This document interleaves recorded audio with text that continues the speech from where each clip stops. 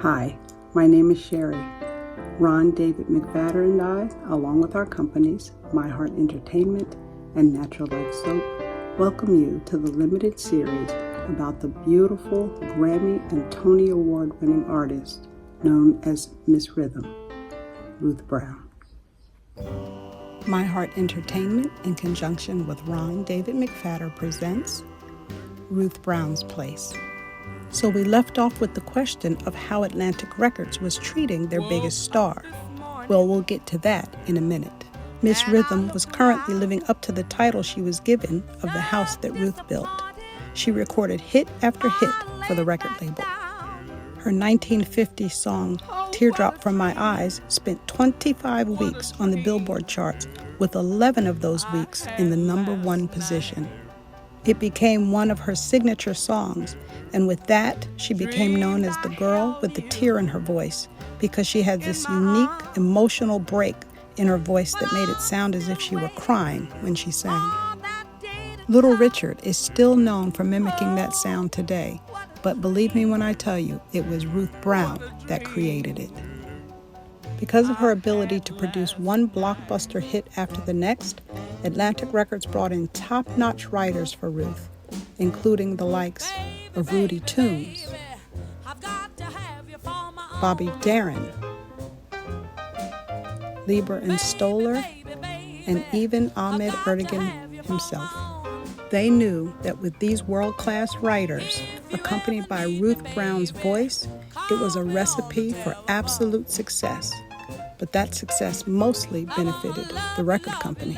So the answer to, did they reward her? Well, not much. Now we can't just blame Atlantic Records, because back in those days, most artists were treated poorly, and black artists were treated very poorly.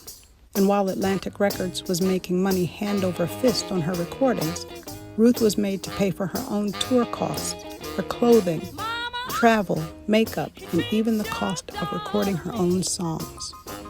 And then to add injury to insult, as Ruth's records climbed the charts, she was still only able to play to mostly black audiences because of the prevailing Jim Crow laws. Those same laws made it so that she had to enter into the back door of most venues where she performed. She had to change her wardrobe and do hair and makeup in her car, because many times she wouldn't be given a dressing room. She even had to eat in private because she was not allowed to mingle with the guests and patrons that had paid to see her perform. At the lowest point of this horrendous racial disparity, Ruth remembered that one time she, along with Jackie Wilson, was forced to escape a town in caskets under the cover of a hearse to avoid an angry Klan mob that was terrorizing the town where they were performing. But while Ruth and other artists were facing issues of black and white, Atlantic Records, along with the other record companies, were concentrating on green. And this racial resistance just made it even more evident that her music was reaching the stage of crossing over into the mainstream. That led the recording giant to add a new and exciting twist to their plans for her career. And we'll tell you what that was in the next episode of Ruth Brown's Place. In case you've missed episodes 1, 2, or 3, they can be found at Ron David McFadder on YouTube, and please check the description box below.